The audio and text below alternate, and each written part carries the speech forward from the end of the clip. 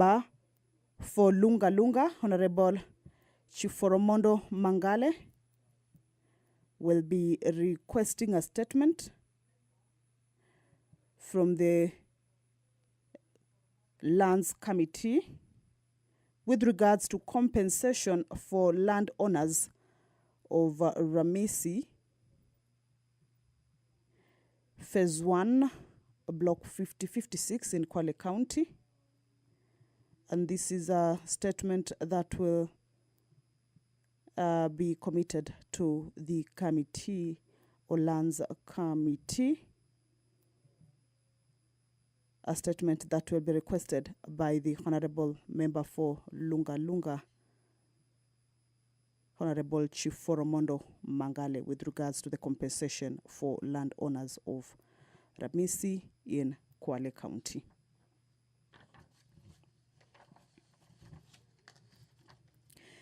The members of the National Assembly will also this morning, as they convene, consider a special motion. And this motion is with regards to the appointment of a member of parliament to the Parliamentary Service Commission. This is a motion that will be moved by the leader of the majority party, Honorable Kimani Ichung'wah. And this appointment of the member is the Senator Wahome Wamatinga. In this motion, the Honorable Leader of the Majority Party will be seeking to have the House approve the appointment of Senator Wahome Wamatinga to the Parliamentary Service Commission to fill the vacancy occasioned by the resignation of Senator John Nderitu Kinyua. This is a vacancy that was created following the resignation of Senator John Nderitu Kinyua, who initially held a position at the Parliamentary Service Commission.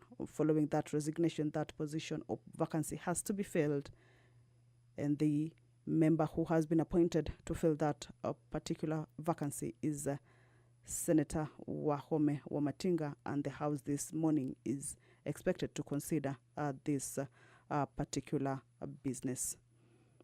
That is the member for Gilgil, Honorable Martha Wangare, who also sits in the Speaker's panel. She will be presiding over this morning's sitting. Allow me to hand you over to this live broadcast brought to you by PBU in partnership with KBC. Good morning.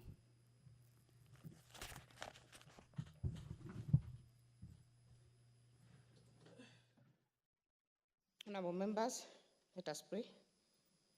Almighty God, who in your wisdom and goodness have appointed the offices of leaders and parliaments for the welfare of society and the just government of the people, we beseech you to behold with your abundant favor as your servants, whom you have been pleased to call to the performance of important trust in this republic.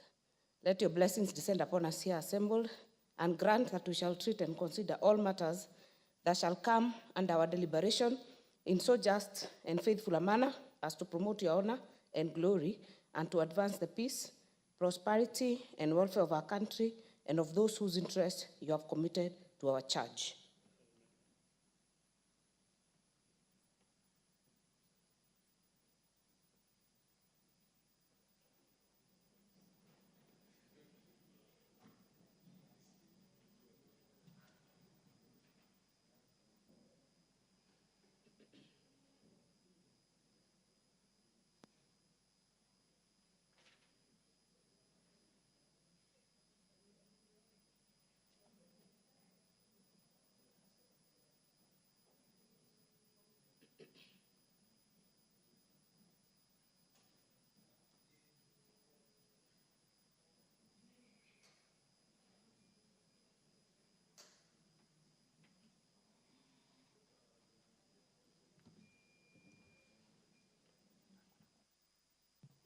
Sergeant at Arms, ring the bell for 10 minutes.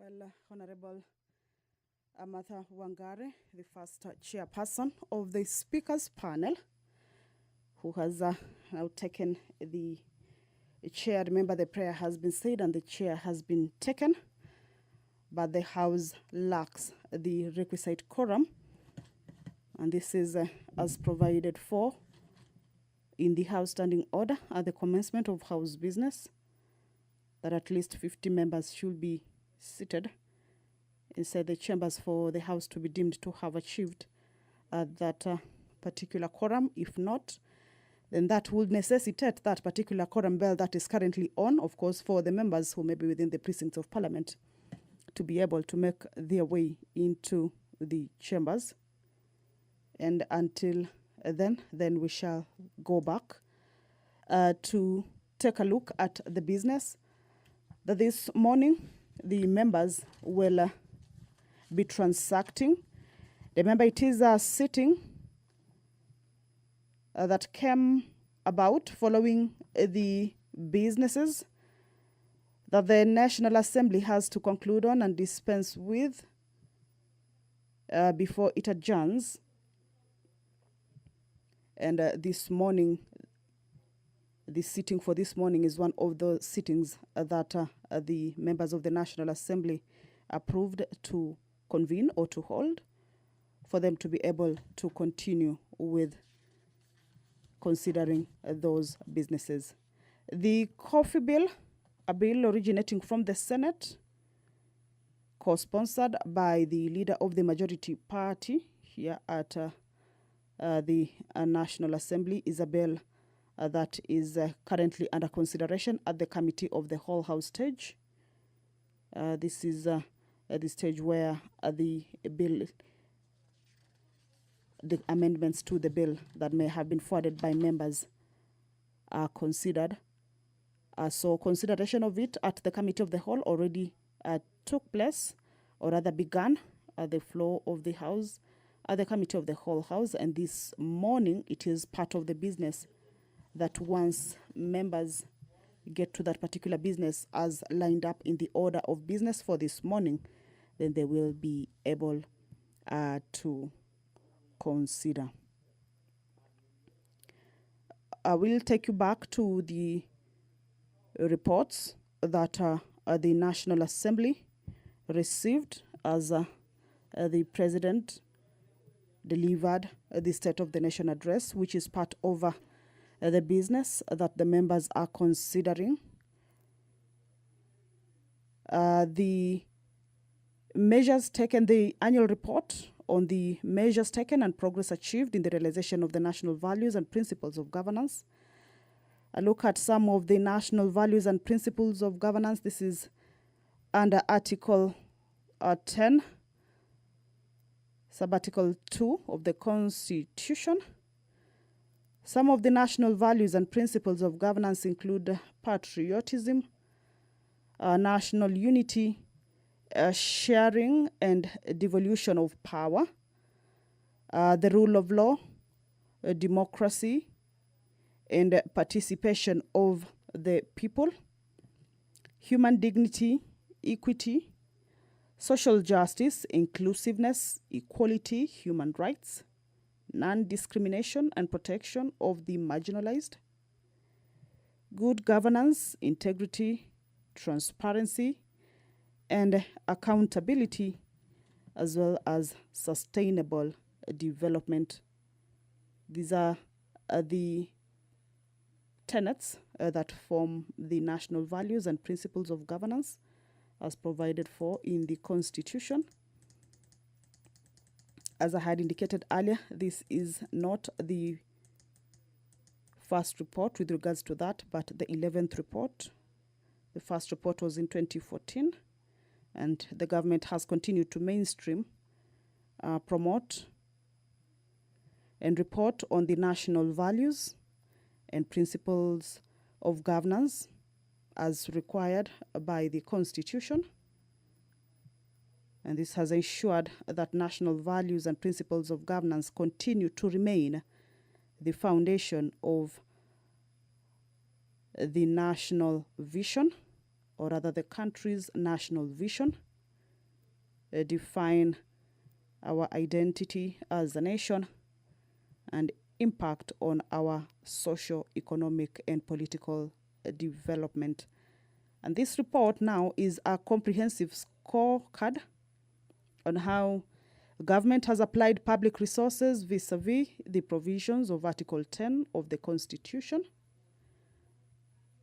And this report is therefore an assessment of the status of realization of the constitutional provisions that are outlined in the Article 4(2) of the Constitution, also Article 10(1) of the Constitution, Article 10(2) of the Constitution, Article 4, Subarticle 2 provides that the Republic of Kenya shall be a multi-party democratic state founded on the national values and principles of governance. Article 10(1) provides that the national values bind all state organs, state officers, public officers, and all persons whenever they apply or interpret the Constitution, enact, apply, or interpret any law, or make or implement public policy decisions. So these are just but part of the national values that are entrenched in this particular report with regards on how the government has been able to implement and abide by the provisions of the Constitution. If you're just joining us, is that the House is about to commence its business. The prayer has been said, the chair has been taken. But you can clearly see that the House does not have enough members for it to be able to be deemed to have achieved that quorum. At least 50 members should be seated. The members that I can see from this angle are around 5 or 6. We need about 50. This is as provided for in the House Standing Order, but the House rules also provide that at the lapse of the 10 minutes, remember the quorum bell currently is for 10 minutes, to give room for the members to be able to make their way into the chambers. At the lapse of the 10 minutes, there will be a further 5-minute quorum bell.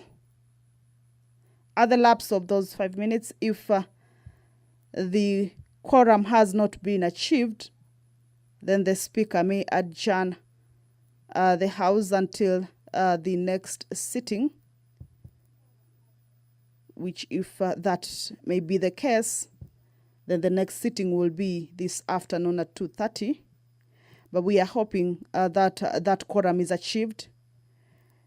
Remember, this is a sitting that the House agreed on through a resolution for it to be able to conclude on matters that are still pending before the House and which need to be concluded or dispensed with before the House proceeds on the long recess. That is from the 6th of December. And what we are expecting to see is that members should be making their way into the chambers to allow the House attain that required quorum for the House to be able to commence its business. Part of the business that the members are continuing to transact is a consideration on the State of the Nation address speech that was delivered in Parliament by the President of the Republic of Kenya. Today will be marking day 3. Debate on that particular address, as provided for,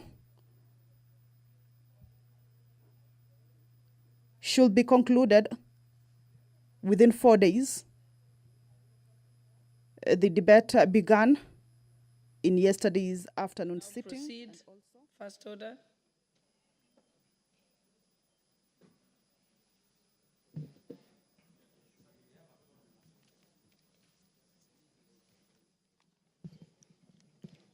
Order number 1, administration of oath. Order number 2, communication from chair.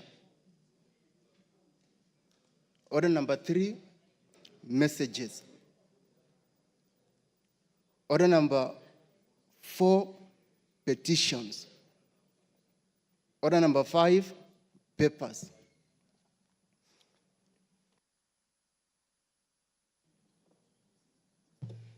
Deputy Majority Whip.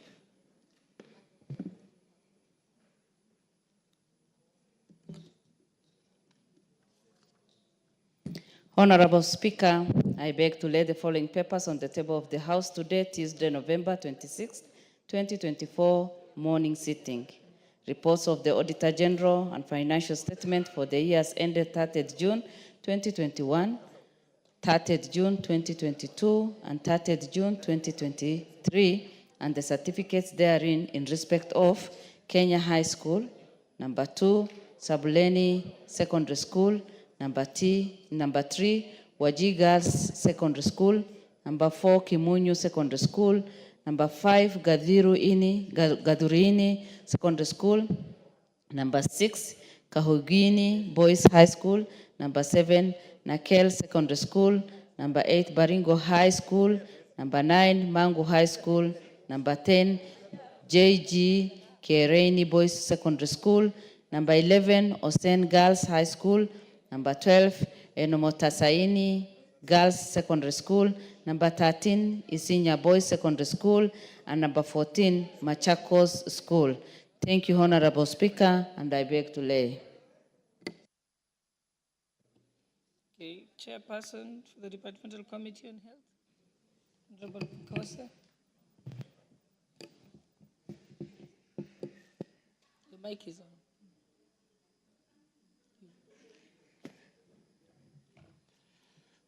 Honorable Speaker, I beg to lay the following paper on the table of the House today, Tuesday, 26 November 2024, report of the Departmental Committee on Health on the budget implementation for financial year 2023-2024 for the following state departments. 1, for 1082, State Department for Medical Services, and 2, for 1083, State Department for Public Health and Professional Standards.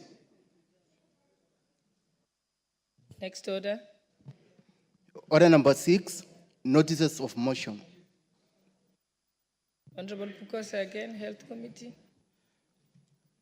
Honorable Speaker, I beg to give notice of the following motion, that this House adopts a report of the Departmental Committee on Health on the budget implementation for financial year 2023-2024 for the following state departments laid on the table of the House on Tuesday, 26 November 2024. 1, for 1082, the State Department for Medical Services, and 2, for 1083, the State Department for Public Health and Professional Standards. Next order. Order number 7, questions and statements.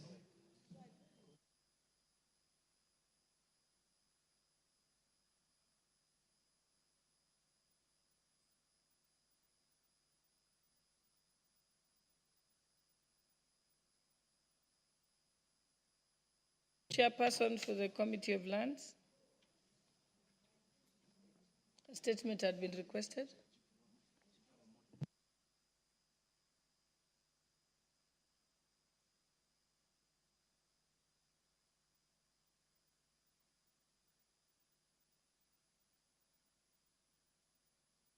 Lunga Lunga.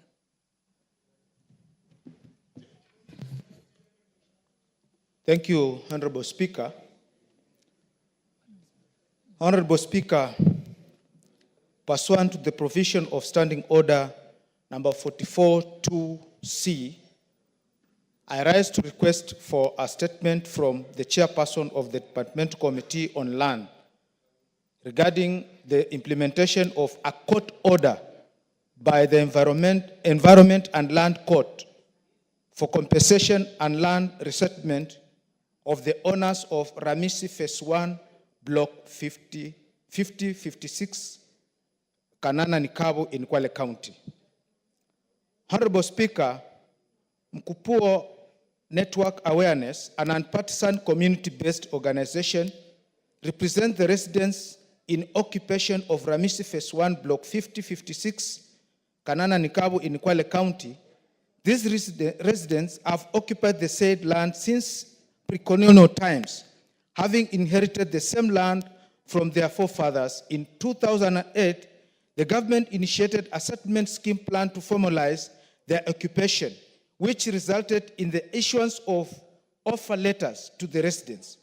However, to date, no certificate of titles were issued. However, the residents were forcibly evicted and their structure demolished to facilitate occupation by MS Kwale International Sugar Company Limited, which had purportedly leased the land from the government. Honorable Speaker, the forced eviction meted out on the residents without compensation prompted the affected residents to file ELC petition number 43 of 2020 at the Environmental and Land Court in Kwale. The court ruled in favor and ordering that the government has an obligation to compensate and resettle the affected residents of the organization. The government was granted a period of 12 months to comply with the decree, which expired on 27 January 2024. Despite the lapse of the time frame, the government is yet to comply, causing undue hardship and suffering to the affected residents. Honorable Speaker, it is against this background that I request for a statement from the chairperson of the Departmental Committee on Lands on the following. 1, the measures in place by the Ministry of Lands, Public Works and Housing and Urban Development to comply with the decree of the court considering the Mkupo network awareness was to be compensated and its members resettled by 27th January 2024. Number 2, a report on the status of assessment made by the ministry to ensure all villages within Ramisi Phase 1 Block 5056 are duly concluded in the valuation report for compensation. And 3, an overview of the resettlement plan and the efforts that have been made to conduct awareness among the affected residents in their resettlements.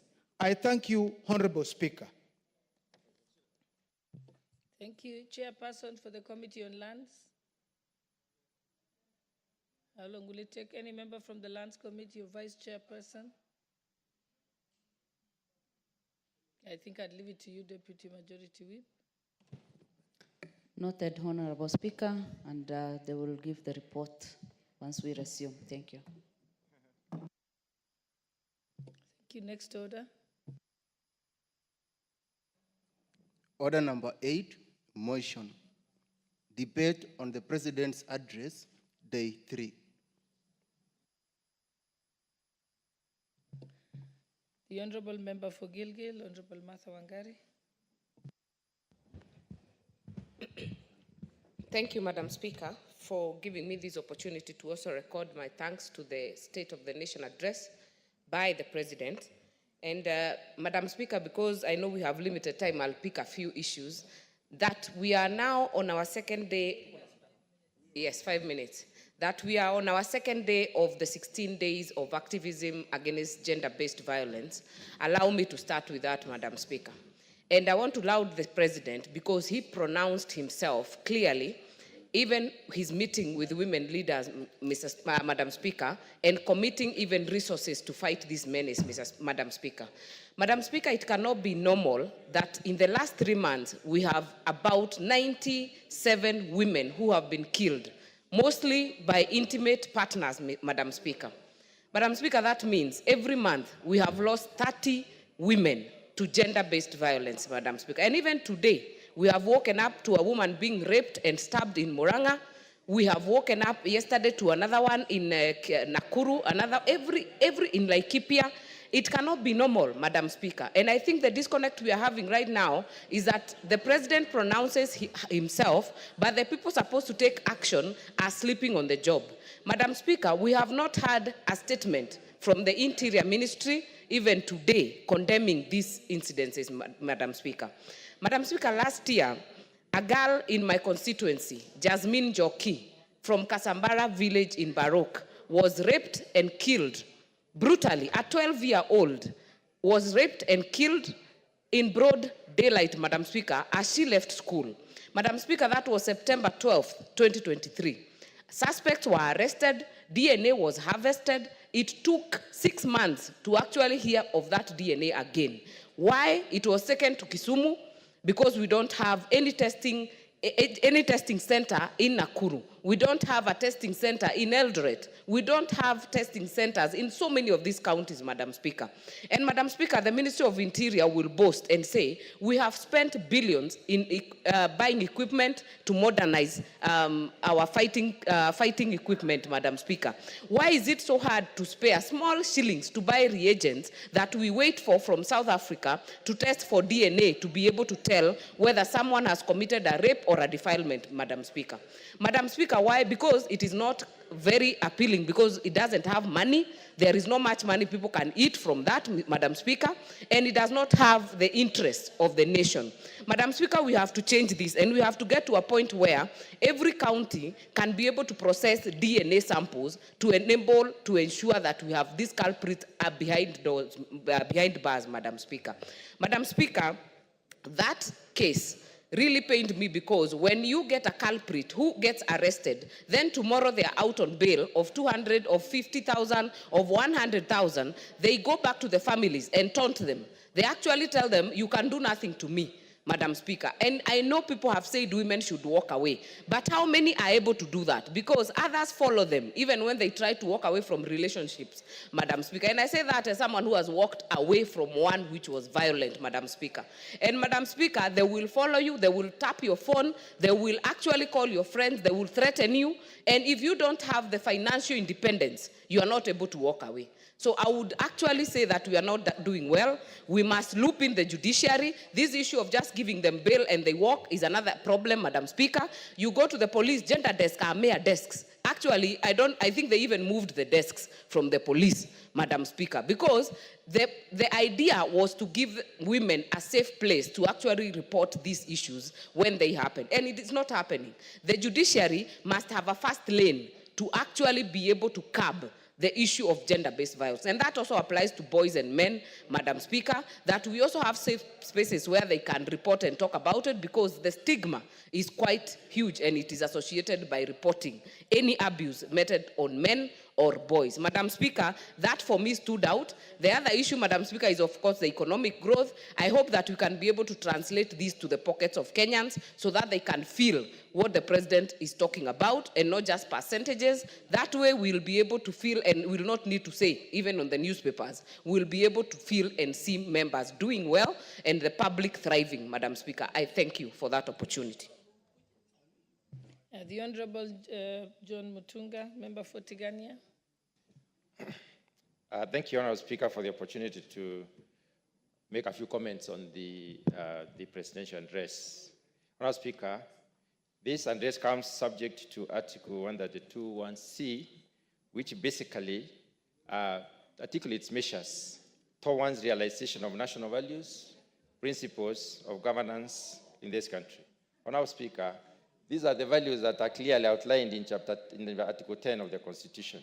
And we can put them into 4 key clusters, one being the loyalty to the Republic, the second on promotion and protection of the rights of individuals, the third one as integrity, and the fourth one as development. Honorable Speaker, I would like to pick a few values and ask certain questions that Kenyans, on the extent to which Kenyans attest these values. But just one, Honorable Speaker, in my understanding, is commitment to the nation's progress and sovereignty. The extent to which we commit ourselves is wanting, Honorable Speaker. Upholding sovereignty is important so that we may balance the freedoms and also the freedoms with public policy. Honorable Speaker, to what extent do individuals within this particular country aligned to patriotism? How much progress have we made as a country? When a Kenyan is given an opportunity to express themselves, to what extent do we as Kenyans really talk about this country as our home and a place that we would like to live in? When you look at the media, to what extent is the media patriotic? Because most of the time you realize that they will criticize and not necessarily critique. Honourable Speaker, the other issue is that the report itself cautions extensively on the role of the rule of law and constitutionalism. Honourable Speaker, the national unity issue, to my understanding, is promoting cohesion and inclusivity. When we group ourselves along ethnic lines, are we actually expressing nationalism? Is that national unity? The reality is that to the large extent, Kenya is segmented into ethnic communities. How do we interpret national unity when we allow vernacular radios to take prominence in this particular country? And when any of us is aggrieved, you turn to the vernacular radio to try and express yourself. Honourable Speaker, that's an issue we need to deal with as a country. We need to promote national unity, and the report addresses this particular issue at large. Sharing and the devolution of powers with respect to devolution itself. Equitable resource distribution has to do with reaching the people. How much has devolution been able to do this? Out of the 47 counties as devolved units, and the resources being sent to these devolved units, Honourable Speaker, we need to see a lot more of development so that we can say Kenya has really done the right thing in the terms of terms of addressing the issues of devolution. Honourable Speaker, when we look at the human dignity, the respect and the protection of every individual's rights and obligations, in this particular respect, Honourable Speaker, the immediate previous speaker has, honourable member, has attested to the gender-based violence and especially femicide, which the report covers extensively.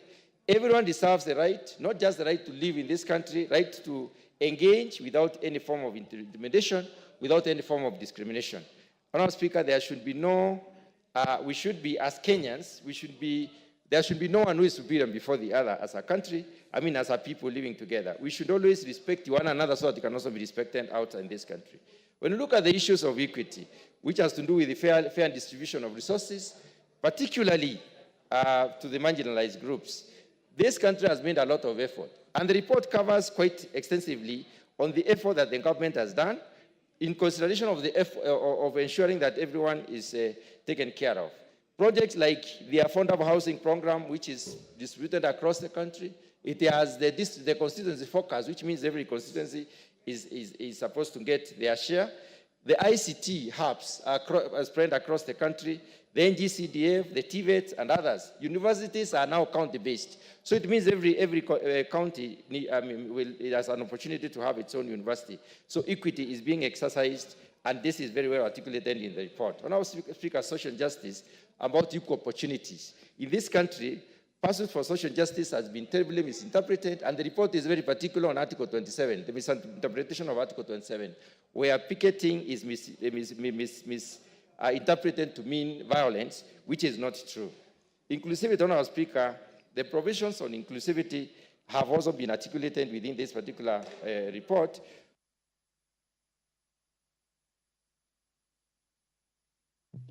Finish your sentence. Thank you, Honourable Speaker. Let me conclude by saying that equality has also been looked into very, very carefully in this particular report. We have spread projects across the country, looking at different areas to make sure that every part of this country is developing. We have looked at the employment and labor migration, which has also assisted people across the scope, and the Equalization Fund, which has also looked at the areas that actually were behind others in terms of development. And therefore, this report articulates exactly what's happening in this country and the progress that we're making. Among others, the state of the economy has also been clearly articulated, as well as the state of food and nutrition and the cancellation of the contentious Adani contract. Thank you very much. Okay. The Honorable Member for Laikipia West, Wachira Karani.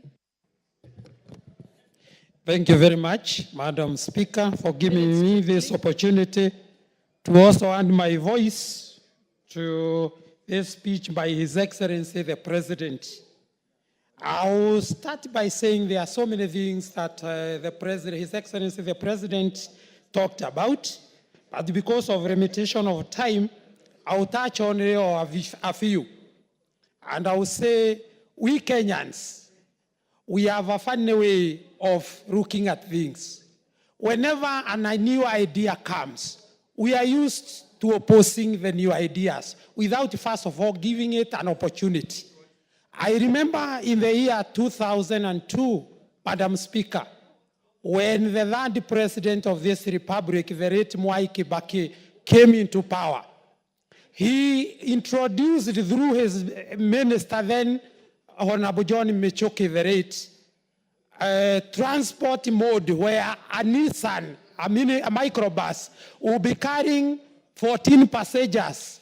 Before then, people are used to microbuses carrying even up to that passengers. Now, people, I remember, majority of Kenyans opposed it. They were told the matatus would be driving at 80 kilometers per hour because they used to drive at over 150. They opposed it.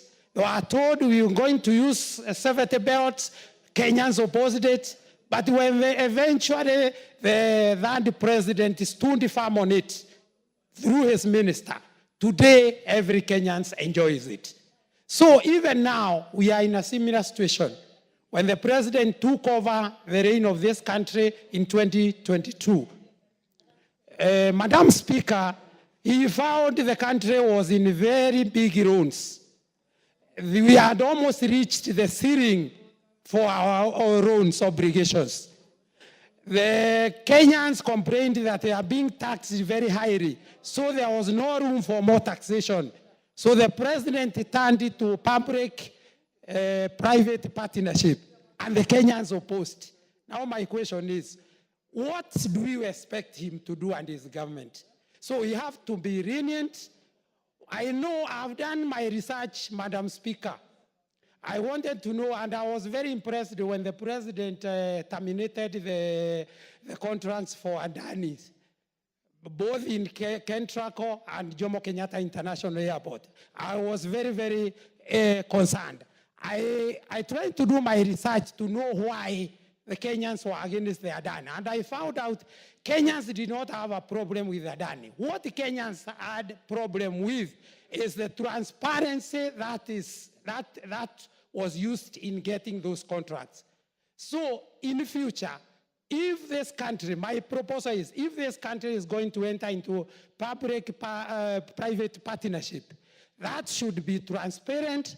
It should not be a single sourcing. We should give many organizations opportunity to bid for them, and then we get the most considerate figures. I thank you, Madam Speaker. The Honorable Member for Tharaka, Honorable George Murugara. Thank you very much, Madam Speaker. Madam Speaker, I'm also happy to get the opportunity to make a contribution as regards the President's speech during the auspicious occasion. Although I was away from the country that particular time, I was actually able to listen to the speech from Cape Town, and I must commend His Excellency the President because he actually tried to give the picture of the country as it is and as we progress with all the matters that should now be considered towards making our country move forward and in a better way. First and foremost, the President highlighted several laws that are to be enacted for purposes of good governance in the country. I'm happy to report that some of those laws actually have already been considered by this House through the Departmental Committee on Justice and Legal Affairs. And what is outstanding, what is outstanding and what he spoke to is the Conflict of Interest Bill. This is a bill of the National Assembly that was passed here some time ago.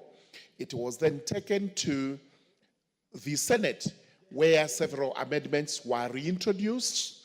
And eventually, since this House rejected those amendments, we have had to have a mediation.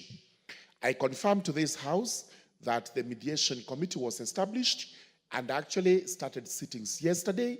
And we do undertake that by the close of business this week, we should have a mediated version of the Conflict of Interest Bill now coming back to the House for passing.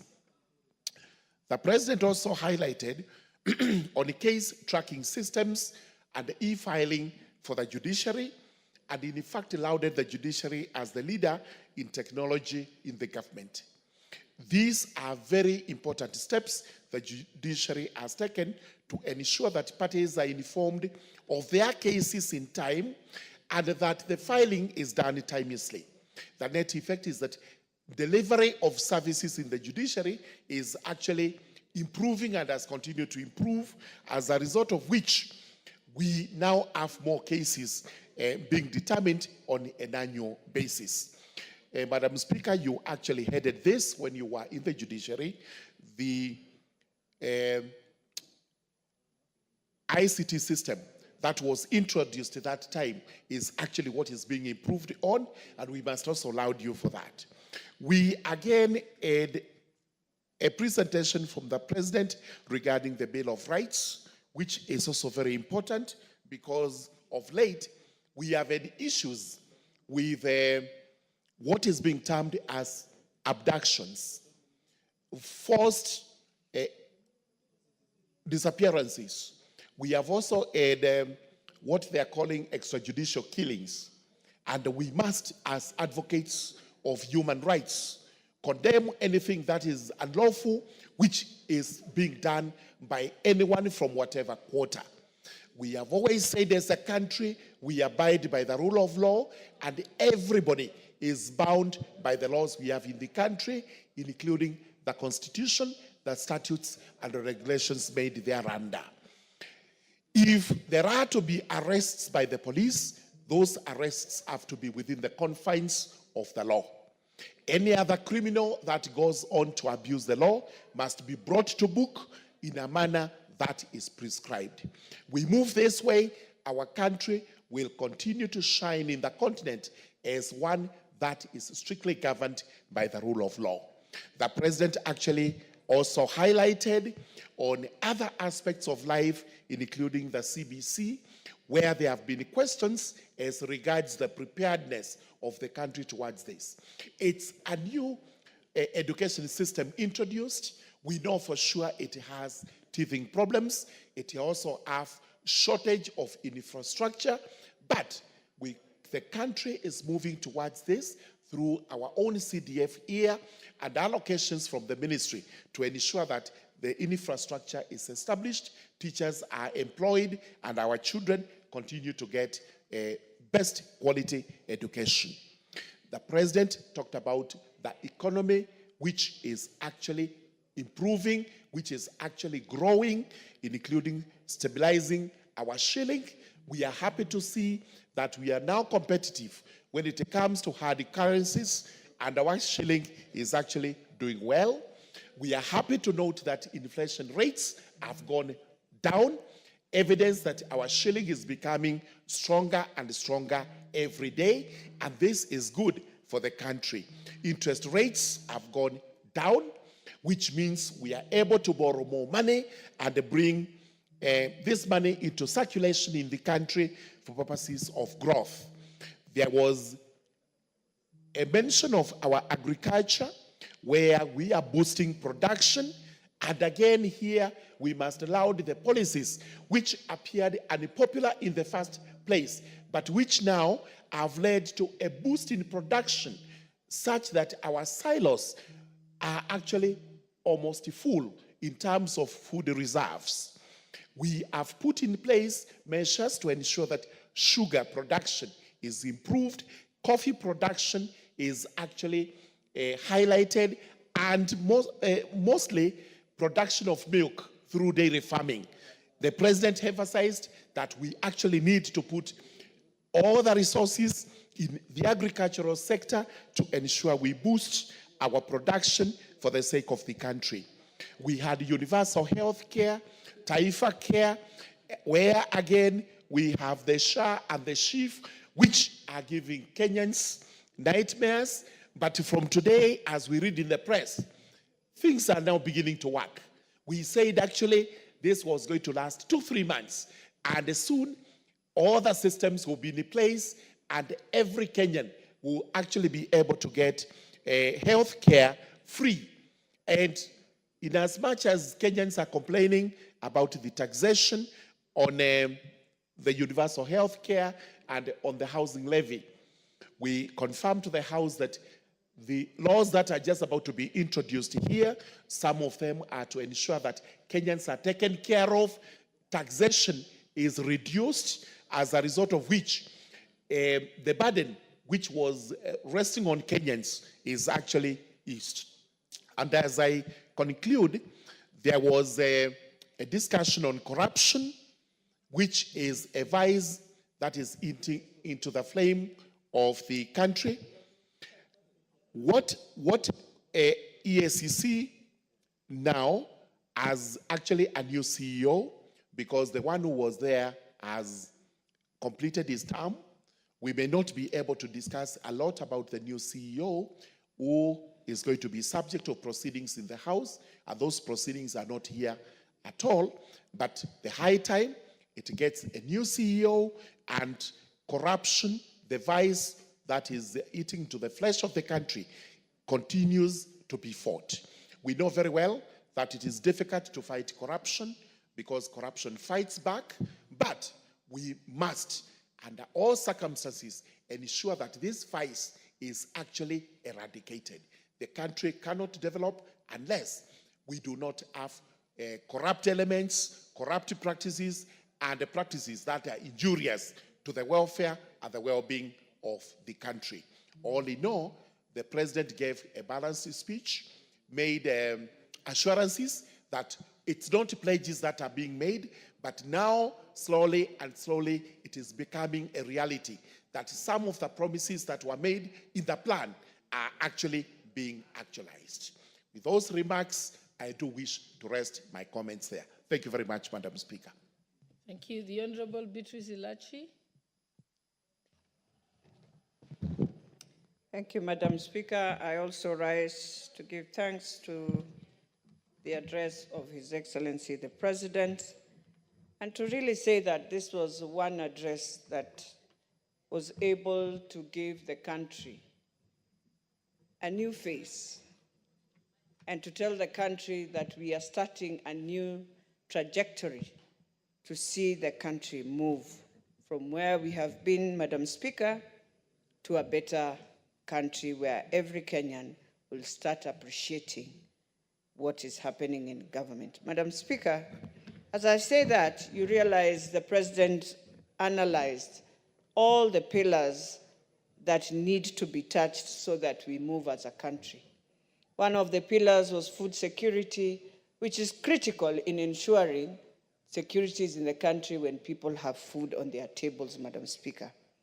The other pillar was on universal health care, which he now calls it Taifa Care, which I think is a better name that we need to move. And I would tell you, Madam Speaker, for those who have now registered in SHA are starting to see how it works. And I want to tell every member of parliament here, it is our responsibility to ensure our people have registered so that we actualize Article 43. I want to call upon civil society. We've been fighting about health. We've been saying every day we must ensure the Maputo protocols and all the protocols we've agreed. But now is the time we actualize Article 43. And therefore, we must work together.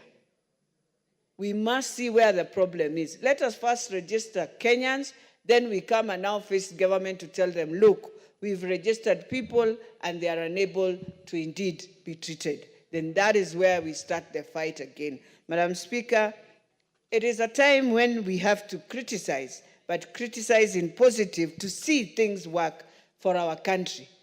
Because if it works for the country, it works for me, it works for everyone. It works for every family in the country. Madam Speaker, you realize the President also really talked about femicide.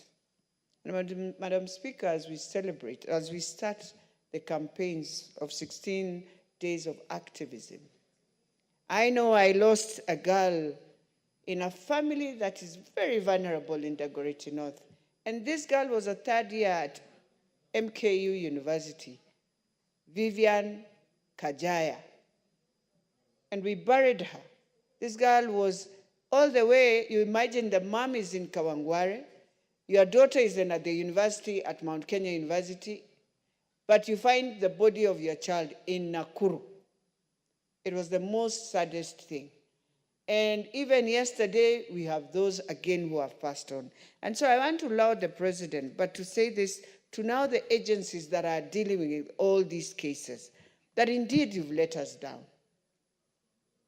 In fact, my prayer would be, Madam Speaker, we need officers to be taken for retraining to understand even these femicides, because we have officers who, even when they talk about gender-based violence, you realize they are thinking it is just crime like any other crime. But we have lost so many women. I don't think it is fair even for us in the country. But Madam Speaker, the other thing I want to really thank the president is to really bring out everything that the government has done, that we have decided as a country to be very negative until there's nothing good we see. But we are not realizing, Madam Speaker, when you look at Burundi now, when you look at Nigeria now, you tell God thank you 10 times for your country, Kenya. And so I want Kenyans, even out there, even us who are going on media, we are analyzing, that the president, yes, has decided, yes, followed what has happened and cancelled Adani. The next thing you should be appreciating is we have cancelled, but not now starting to question again other questions. We need to be now questioning, how are we getting a new airport so that we can be like Ethiopia, Rwanda, Tanzania, who are moving and they're in East Africa, before we become a domestic airport place. So with those few remarks, Madam Speaker, I just want to say it is important for us to thank God for what God has given us and appreciate we are better, we can do better, and Kenya is great. Thank you, Madam Speaker. The Honorable Soro, member for South Mukirango. Thank you very much, Honorable Speaker, for this opportunity to also speak to the presidential address by His Excellency the President in this House. Honorable Speaker, the President, in my view, spoke to the real issues that affect the common mwananchi. He's been in the past accused of not being able to be in touch of the things that affect the common man or the mwananchi. But from the presidential address that he gave last week, from his speech, I mean, really, you don't need to be a rocket scientist to identify the things that he said that directly touch on the common mwananchi. And the realities, despite the challenge that we have as a country, where people are naturally negative at times, and it's really a situation as we are facing right now. But I'll be very specific on the things that he spoke to, especially on the issues of health, the issues of education, and the issues of Adani, Honorable Speaker, and even the issues of the cost of living. Because it's a fact, we all live in this country, starting even from the issue of the cost of living, Honorable Speaker, that at the point the president took over power as the president of this country, the common commodities, the food prices in terms, the unga prices, which is our staple food, Honorable Speaker, was very high at that point. Not anymore, because of the measures that have been put to make sure we increase our production. That he spoke to, and it's a fact. He also spoke about the economy. He talked about the dollar. The exchange rate of the dollar against the shilling wasn't as it, is not as it were when he took over power. That is also a fact, Honorable Speaker. But more importantly, on a thing that touches on the common mwananchi, Honorable Speaker, that is so dear to so many of us, Honorable Speaker, is the issue of the social health scheme, Honorable Speaker. Several people who do not really understand how the social health scheme works, Honorable Speaker, and who do not want to understand, are opposing a very noble idea. A very noble idea. Because on one point, you want leaders that you elect to bring change. I have never understood. But on the other point, when they bring change, you also raise questions and say, we need to go back to the status quo. You complain that NHIF is not working. It hasn't been working. People are making unscrupulous claims. And that is on one part. Then on the other part, when there is a system that has been now, that is really been, that has been put in the market, or rather to the public, that is going to work, or that is working very well, you then again start saying, okay, let's revert back to the old system. I mean, really, then why do you elect leaders? Because you've got to elect leaders for change. And you admit the ideas, because you can't be complaining without offering a solution. Honorable Speaker, I want to quote a message, and I want to read this message that I received yesterday from my constituent about the social health system. Honorable Speaker, I read this message from one constituent. It's told me, good evening, Mheshimiwa.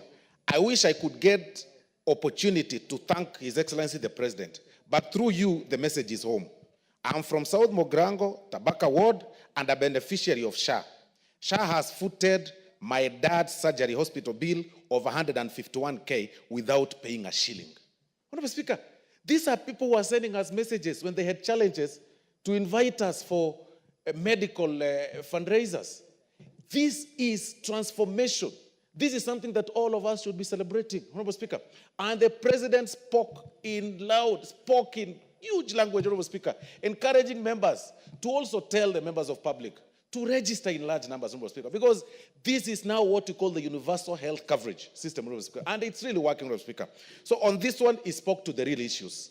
Then he spoke again to the issues that are bedeviling this country, the issue of femicides, the issue of the gender-based violence, where one wakes up one morning and decides to make his wife or girlfriend or a woman a punching bag, besides even killing them. Some of them torture them. And it's really shocking. I don't know whether it's a moral issue, whether it's a devil that is now getting into people's heads, where you wake up one morning and you just want to, the person that you've lived with or you've been having a relationship with, you just decide to turn them into an animal and you want to punch them and hit them. Honorable Speaker, that is really a point that His Excellency the President spoke to, and we all condemn such. And finally, Honorable Speaker, this House has been accused over the issue of that at some point, some members of Parliament celebrated Adani when the deal was being proposed, and at another point, when the President sought for the withdrawal, that we clapped and gave him a standing ovation. I want to explain to the members. 1 minute to finish the sentence. I want to explain to the members of the public that it is indeed true. We celebrated initially when that proposal came to us because, number one, we agree to the fact that our airport is not doing well. We agree that it's not looking very well. We do not want to borrow loans to make it. Then we do not want, Honorable Speaker, to also do what? We have no other option of making that airport, Honorable Speaker, other than PPP, Honorable Speaker. So we were very happy that there was a PPP. But at that point in time, Honorable Speaker, we did not know that Adani had an issue of corruption. It was speculations and all those kind of things. Up until that morning, when the when America found him culpable of some corruption matters, Honorable Speaker, and as people, are patriotic Kenyans, we were happy that now, because we are fighting corruption, that is why the members of Parliament gave him a standing ovation, because he is fighting, he doesn't. Thank you. The Honorable Member for Mandera South.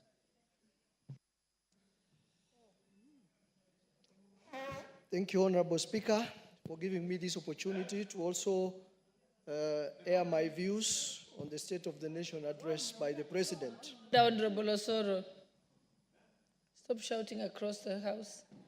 Thank you. Honorable Speaker, thank you very much for granting me this opportunity to also express my views on the State of the Nation address by the President. I would say, in summary, the President's speech was short, it was concise, it was hopeful and very forward-looking. Honorable Speaker, I can't agree more with the Majority Whip by saying that the President touched on key issues affecting Kenyans. Honorable Speaker, the President talked at length about the state of the food security in the country, and he had very good news for particularly the sugar farmers when he told the nation that out of the 17 sugar industries we have in the country, they are all now functional, up and running. And that for the first time since independence, we've had surplus of sugar production in this country. Honorable Speaker, the President also had very good news for the coffee farmers when he expressed the fact that now coffee farmers are enjoying good prices. Honorable Speaker, the President also talked about health, and he elucidated at length about SHIF and SHA, and he particularly drew a clear difference why Taifa Care under SHA is more superior than the former NHIF. Honorable Speaker, the President also addressed the question around education, and he particularly touched about the teacher crisis and how the country and the government is going about addressing the question of teacher crisis. He addressed the question of CBC and also addressed the question of the crisis in our universities now, when we have strike by lecturers and most of the students from universities are languishing at home without going to university. The President also addressed and condemned the question around disappearances and illegal arrests, and he termed it as a threat to life to Kenyans. The President also talked about wastage and corruption, and you can remember we had a standing ovation for the President when he particularly talked about the Adani deals and the fact that the JKI expansion work and the Ketraco power line expansions were both suspended or cancelled. Honorable Speaker, two things that I wish the President had addressed in his speech, which he did not. When the President talked about food security, and he really had good news for the sugar farmers and the coffee farmers, I wish the President also addressed about the state of the livestock farmers in this country. Livestock industry is an industry which is supporting about 10 million Kenyans in 14 ASAL counties. It contributes 12% to the GDP, and it contributes to 50% of the agriculture labor force. It is an industry which is affected by droughts and conflicts, and I wish the President addressed the state of the livestock industry in relation to the food security component that he addressed in his, and perhaps going forward, whenever we address the question on food security and agriculture, I think we should always make effort to address the question of livestock component of the agriculture sector. Honorable Speaker, I also wish when the President talked about enforced disappearances, the impression was that those people who've disappeared are only those ones who are missing after the demonstrations. In parts of Northeastern, there are people who have been disappearing under enforced disappearance and extrajudicial killings. In my constituency, for example, I have 3 of Kenyans who are missing since the last 6 months. Hassan Mali of ID number 26881584. Adan Mali of ID number 35332269. Abdi Ali Abdullahi of ID number 23490434 are all my constituents who have been missing since the last 6 months. And I wish the President addressed the question of disappearances in Northeastern, not just the enforced disappearance after the demonstrations in this country. Thank you, Honorable Speaker, for the opportunity. Thank you. The Honorable Member for Narok, Honorable Tonke. Thank you. Thank you, Madam Speaker, for giving me this opportunity to contribute to the Honorable His Excellency the President's speech. Madam Speaker, the speech of the President was very good, and we are very happy because as Kenyans, most of the issues that are facing Kenyans were addressed. Madam Speaker, when you look at the issue of gender-based violence, and you remember, Madam Speaker, you are one of the leaders who visited the President the previous day before he came to address the nation. Madam Speaker, the issue of gender-based violence is on the rise, and every day we wake up to killing of women by men. And Madam Speaker, it's unfortunate that those people who are killing us are the people that we expect to give us leisure, and even us to contribute to leisure to them, and that they enjoy the company of women. But it's unfortunate, Madam Speaker, that women are dying in the hands of the men that the women have entrusted to their lives. But Madam Speaker, the President committed, even on the previous day, that they are going to address this issue, and he addressed it that, Madam Speaker, as we requested him, that he should give women the gender-based desk should be taken to the hospital so that women can be addressed there. So that when a woman is taken to the hospital, for example, Madam Speaker, then the women should be given the P3 there, and the police should address that issue in the hospitals, Madam Speaker. Madam Speaker, this challenge is it's on an alarming rate, and Madam Speaker, we as women are facing this challenge, and we are really terrified that every day as we wake up, Madam Speaker, you are not sure that you're going to get home safely as a woman. Madam Speaker, when you look at the issue of the 3 women who were killed the other day in Isli, a mother and 3 daughters losing their lives, Madam Speaker, this is really scary. And therefore, Madam Speaker, is an issue that we are not going to stand as women. Madam Speaker, the President committed to also check on the gender rule, where more women will be given chances to be in leadership. And for the first time, Madam Speaker, many women have been given very many vacancies. For example, the CSS. In history, Madam Speaker, this is the first time that in the Kenya Kwanza government, the President has given us, as women, equal representation. Madam Speaker, the other issue that we are happy about is the issue of teacher recruitment. Madam Speaker, the President has committed to check on the education sector, where the child of the common mwananchi is going to get the right to education because of employment of teachers. Madam Speaker, we've heard the President employing 56,000 teachers. Among just the other day, 26,000 teachers, 46,000 teachers have been confirmed on PNP, Madam Speaker.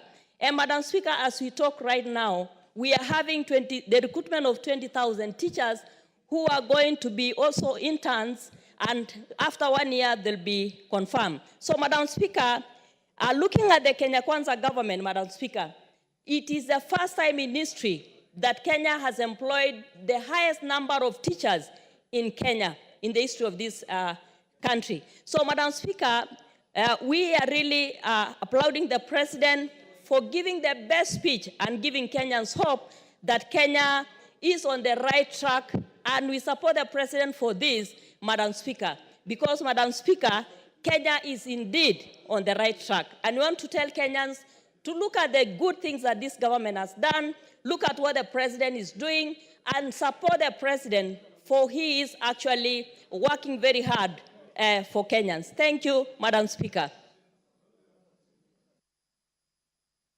The Honorable Didi Raso, member for Saku. Thank you very much, Madam Speaker. Madam Speaker, let me thank the President for his bold and very focused speech. Madam Speaker, this is not the first government. This is the 5th administration of the Republic of Kenya. And within 2 years, Kenyans are saying, you have not fulfilled the election promises. I think some of the things we're asking, we must be very careful. This is the government that came into office, and they said that they found the national coffers empty. What is it that they can do to turn around the economy, to turn around education, health, and everything around in 2 years? There's no government that has bad intention for its people.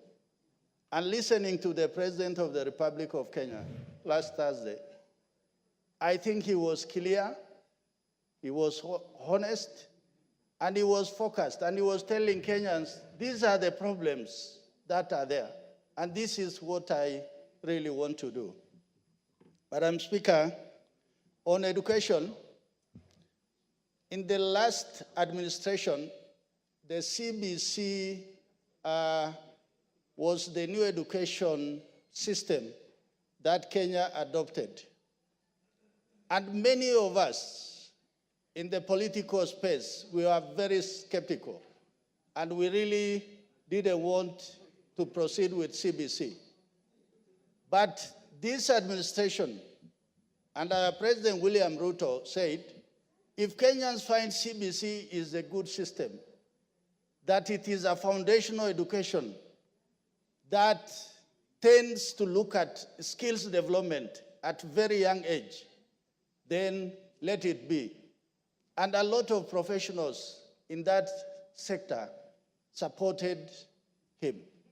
So today, the president has put in place the necessary infrastructure.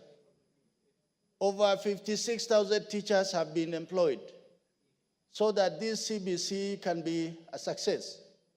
But still, they say Rome was not built in a day.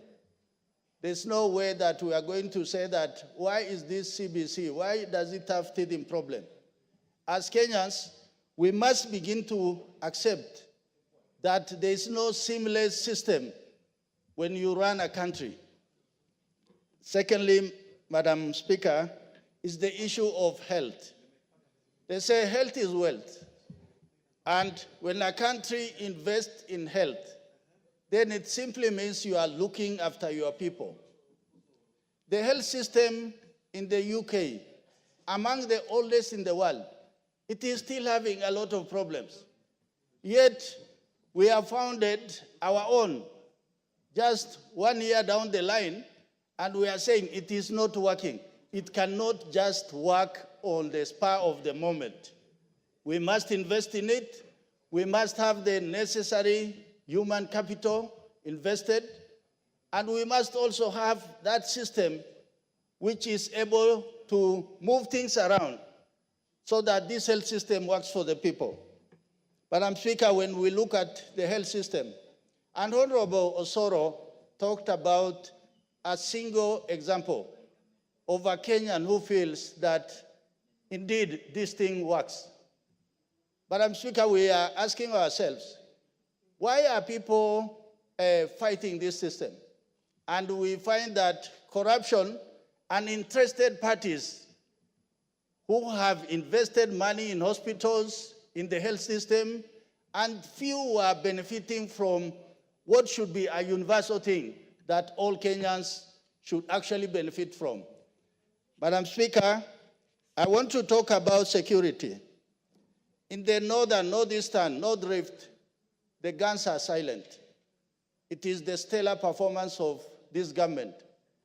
If many will not talk about it, few of us will talk about it. Because today our people are not killing each other. Rustling has gone down. This has happened as a result of investment by this government.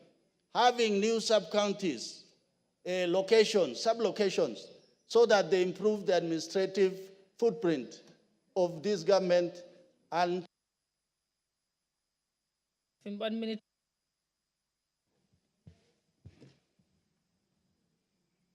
Proceed. Madam Speaker, I really want to thank the President for the sub-county of Irret that belongs to the people of the Dasanaj. The few among the many minorities in this country who live on the border of Kenya and Ethiopia along the shores of River Omo and Lake Turkana, they have been given a sub-county. This is how focused, how this government looks at the faith and how minorities must be brought into the center of governance. Madam Speaker, with those few remarks, I thank you. Thank you. The Honorable Member for Sirisia. I know you had stayed quite late yesterday. Thank you very much, Honorable Speaker, for giving me a chance also to contribute on this state of the nation that was presented by His Excellency the President. The President, Honorable Speaker, spoke and touched to very many issues that affect the country, Honorable Speaker.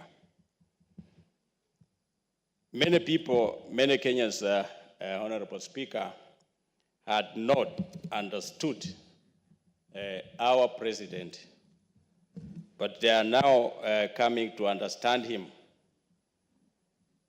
the President touched on employment of the young people in this country, Honorable Speaker, which is going on. Last month, or I don't know, this month we saw our people doing interviews to go to the diaspora to work, and many of them have been recruited. And he used to say that, but people were not sure. No, Kenyans to believe is another problem. Madam Speaker, this government is working under the leadership of President William Ruto. And what we should do as Kenyans, Honorable Speaker, is to support our president. He's trying. He took over the country when the economy had gone down. With the loans, Kenya had reached the ceiling. But, Honorable Speaker, the country is paying debts and is making sure that every sector, every department, every ministry, civil servants are getting salary, which is really working very hard to make sure that everything is on. And is a president who is hands-on on his job. Honorable Speaker, Kenyans were shocked have been shocked for two occasions. First, when the Gen Z came, they wanted the president to sack all his cabinet, which he did. The president listens to the citizens, to the people of Kenya. Honorable Speaker, the finance bill, when we struggled in this House, Honorable Speaker, to make sure that it passes. And when we reached State House, the president said, no, I'm not ascending on it because Kenyan people does not like it. The attorney issue on that day in this House, Honorable Speaker, all of us were shocked. And this issue of members of parliament, the Honorable Speaker, clapping like school children, even me, I don't like it. We are honorable members. When, be it the president or who, pass something or reject, as members, there is a way of clapping, but not standing up and just misbehave like children, like school kids. Honorable Speaker, we are not supposed to. We are supposed to listen. Point of order, Honorable Passaris. Madam Speaker, I think I would like the member to withdraw misbehave like school children. Our school children do not behave badly. It is too generalized and too stereotyping. I want to say that when youth behave badly, we cannot even brand all the youth as bad behavior. It's just a select few that behave badly. And to say that they're behaving as school children, I think it's an insult to all the children that we have in this nation. Thank you. Your point of order, Honorable Mboko. Yeah, thank you, Honorable Speaker. The House is a house of respect and honor, and it's the Argos House. The tradition, Honorable Speaker, of rising up in the event a speaker has touched the souls of people, has spoken on something that is touchy, is exciting and overwhelmingly magnanimous for the country or that particular group, is allowed. Honorable Speaker, the members of parliament are being misstrued for having risen up. That was very well in order. That's what's called a standing ovation. And I think the honorable member is not really in order to look at members of parliament who have behaved badly in any way. Standing ovations as respected moments of a great speaker when he's delivering his message. Thank you, Honorable Speaker. Honorable Member for Sirisia, I think you have to withdraw. And Thank you. apologize to the members. Thank you, Honorable Speaker. It is us. I know it is a house of... No, I've just asked you to, are you withdrawing or declining to withdraw?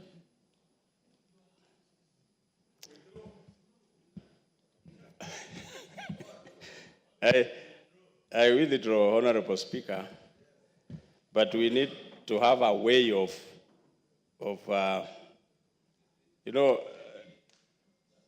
let me leave it like that, Honorable Speaker.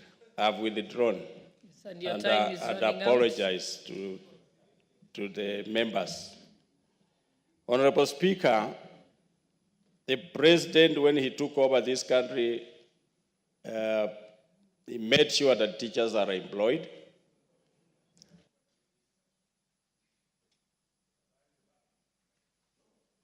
You can have half a minute to finish your sentence.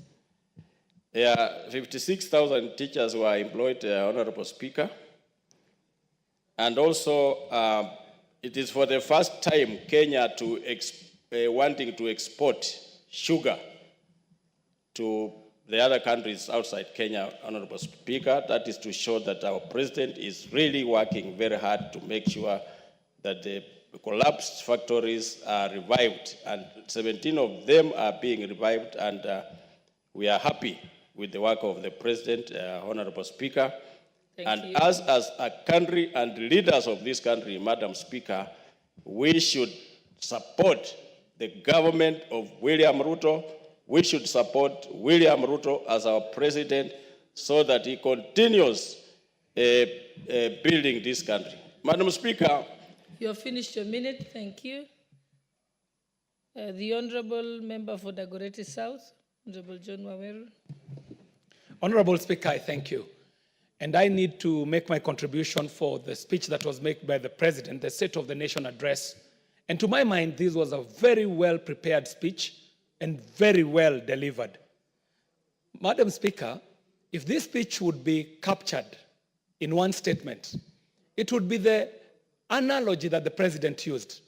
The President, he himself said he is a farmer. And he said to us that if you're a farmer and you plant a seed, it would be very foolhardy of anybody to keep digging up the seed to see if it is germinating. Madam Speaker, if the Constitution of Kenya is a seed that we planted as a people, and we are here waiting to harvest the aspirations that we have espoused there as a people, if the Kenya Kwanza plan, the bottom-up economic transformation agenda, and all the other Marshall plans that are out there are a seed that have been planted, Madam Speaker, then it is upon us as farmers to be able to cultivate on these seeds, to prune them, to take care of them, and even to get to that garden and check if we are seeing progress. Madam Speaker, if the bottom-up economic transformation agenda was a seed that was planted, we should be checking 2 years later, are we harvesting anything? And Madam Speaker, from the President's speech, it is clear that there are parameters that are telling us that we are in the right direction, Madam Speaker. We are on a direction of recovery. The President enumerated some of the successes that we are all seeing, Madam Speaker, that if it is the price of fuel, Madam Speaker, it has been consistently going down month by month. If it is the cost of living, the price of unga is not where it was in 2022. And the President told us that if we were to put it in a word, it would be what the Swahili said, that ukiona vielea, ujue vimeundwa. That it took a change of policy, shifting from subsidizing consumption to subsidizing production. And that is what has led to the reduction of the cost of living, especially the cost of basic goods like unga.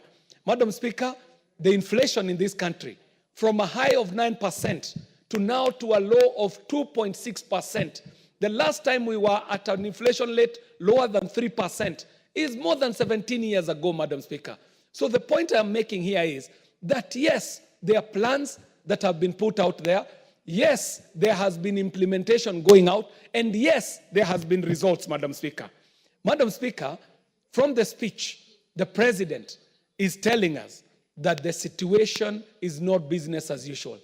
The situation calls for agility. It is calling for innovation. It is also calling for responsiveness, Madam Speaker.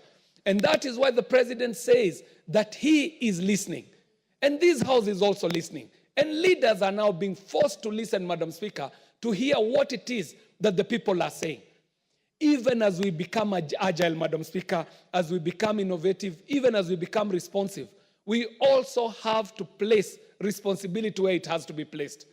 Madam Speaker, it was in the President's speech that he spoke about the plans in the sector that the committee that I chair superintends on, the sector of the ICT and the digital economy.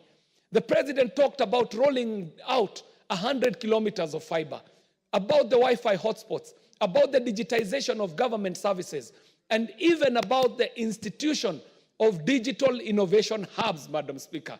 And for this to happen, Madam Speaker, it will not be just the work of the executive. It will take the cabinet to move on with him. The members of parliament have to also take their role, Madam Speaker, especially in the installation of digital innovation hubs, Madam Speaker. Madam Speaker, even the ministries themselves, the agencies, will have to be way more agile. They will have to do that which the President is calling for us to do, to be innovative in the approach, to be responsive, Madam Speaker, so that we take this farm that we call Kenya as farmers, as the President drew that picture, and see that we have planted a seed that we all must take care of, that we all must prune if we shall harvest the fruits that are espoused in the national anthem that say plenty be found within our borders. Madam Speaker, it was a great speech. It is for us to now implement it. Thank you very much. The Honorable Janet Sitiene, member for Turbo.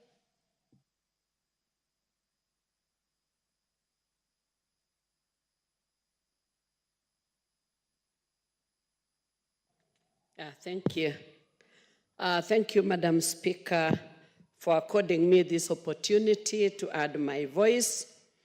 I really want to take this opportunity to applaud our President for the great State of the Nation address. I was particularly very happy because the President gave a very, very good speech.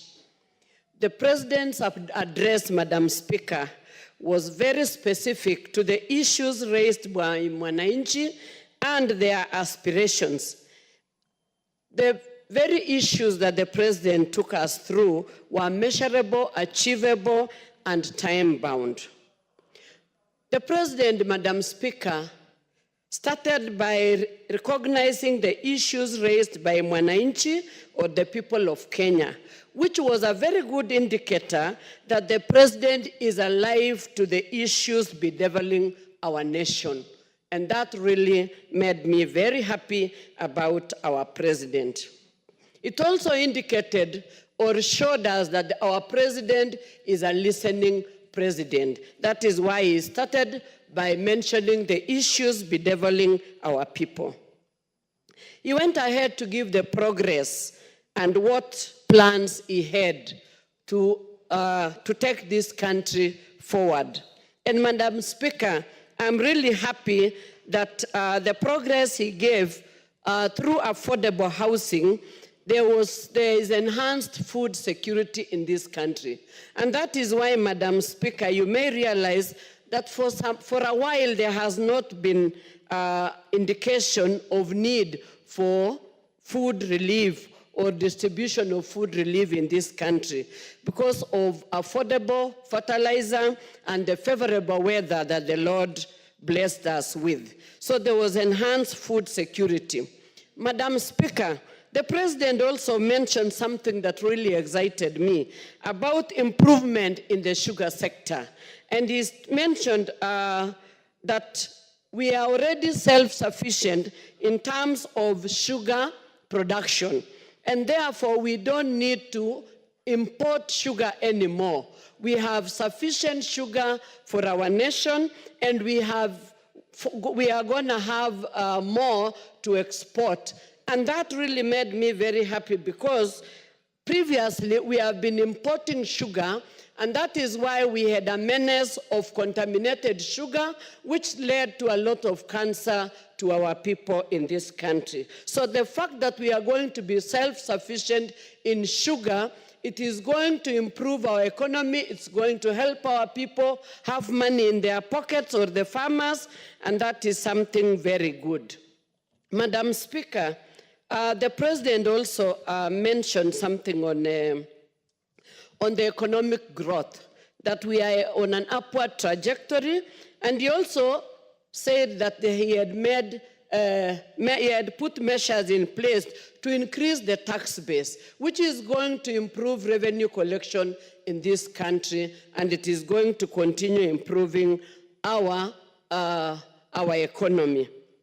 We are really happy about the President's address. He was able to mention about the declining inflation, whereby it has moved to 2.7 from 9.6 in 2022, which is a very positive trajectory in this country. Even the dollar now has gone down and has made the commodity prices go down. So we really want to thank the President, because he has listened and he has put measures in place that is going to improve our country going forward. Madam Speaker, I was really excited when the President said, when he ended by saying that this country is resilient. It is very true. Our country is a very resilient country, and we want to thank the President for putting proper measures in place. He has already hired the highest number of teachers that has never been done before, and there are plans. 56,000 teachers is not a mean achievement, and he has plans by January to employ another 20,000 teachers. And we are praying that even as we go to the other budget, that we should be able The sentence. Thank you, Madam Speaker. As I complete, I was saying that we are praying that in the next budget, the President should be able to employ another, the remaining teachers who have already graduated, because we have quite a number of teachers who still are not employed, and that will bring back our education into the mark that we were before. So, Madam Speaker, I want to thank you for giving me this opportunity, and to thank our President for really putting a lot of work into this. That speech was wonderful. It has given hope to the people. We were on the ground, and people are very happy about it, because they can see hope. Through the SHA, the universal health care, people are positive about it now. They have understood what it means. Honorable Member, if I give you 1 minute to finish your sentence, you can't now start a fresh point. Thank you, Madam Speaker. Thank you for... Yeah, and I'll just request, because there's a lot of members who are waiting, you just stick to your 5 minutes. Thank you. The Honorable Member for Muhaya, Honorable Omboko Milema. Thank you, Honorable Speaker, for this chance. Honorable Speaker, when a president of a nation who, that particular nation has been facing a number of challenges, and there's been a lot of speaking in the social media, challenges that were varied from including the CBC, which was a new model, the teacher hiring, university new model as a new challenge, the issue of PPPs manifested in Adani, unemployment, which is manifested in many youths who don't have work,